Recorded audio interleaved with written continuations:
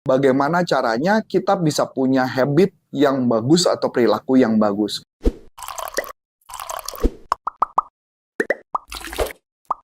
Halo, jumpa lagi bersama saya dengan Coach Antonius Arif dari NLP Leadership Indonesia. Saya adalah license trainer dari Dr. Richard Bandler, bisa menerbitkan sertifikasi NLP langsung dari Dr. Richard Bandler, dan fokus saya lebih ke arah bisnis. Nah, topik apa kali ini yang akan saya bawa? Topik yang saya bawa adalah bagaimana caranya kita bisa punya habit yang bagus atau perilaku yang bagus. Nah, sebelum saya masuk bagaimana cara menciptakan habit yang bagus, saya akan men-sharingkan satu hal yang menarik dulu buat saya.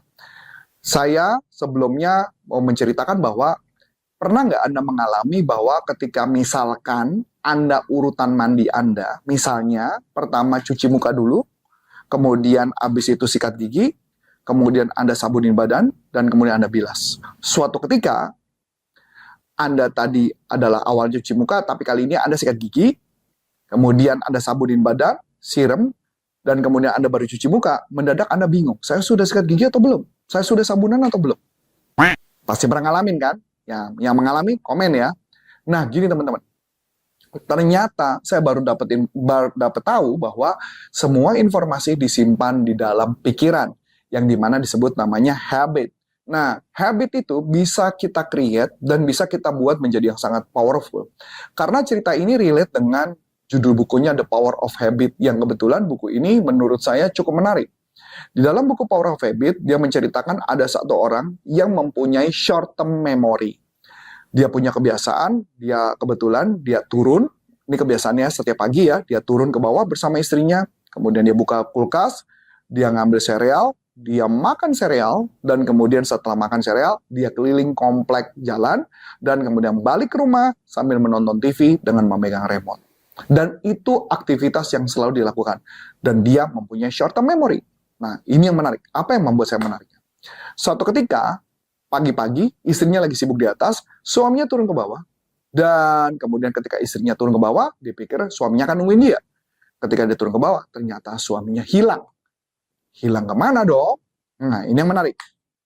Ternyata istri ini cari terus kemana-mana sekeliling komplek dan tidak ketemu suaminya.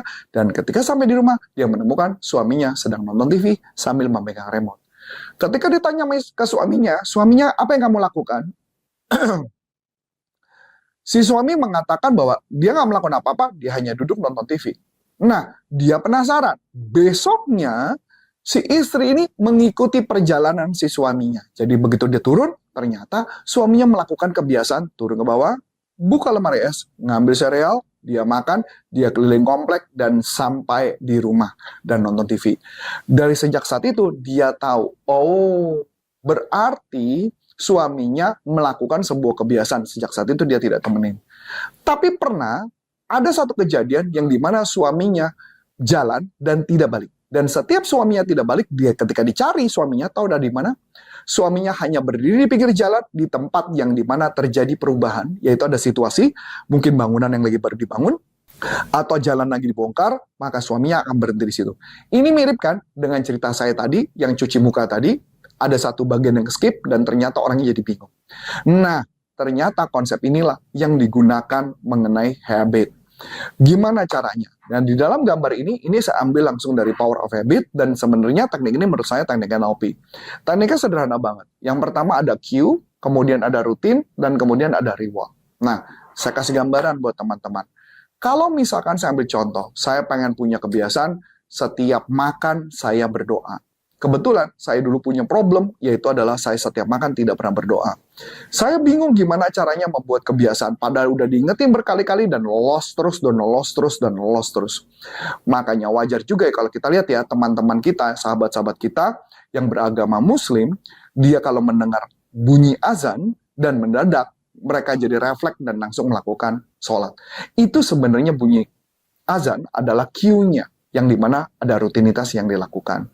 Nah, apa yang harus kita lakukan? Supaya saya makan dan kemudian bisa berdoa, maka saya harus punya cue. Cue atau penanda harus benar-benarlah penanda yang benar-benar ada dalam kehidupan kita. Saya kasih contoh penanda yang pasti ada.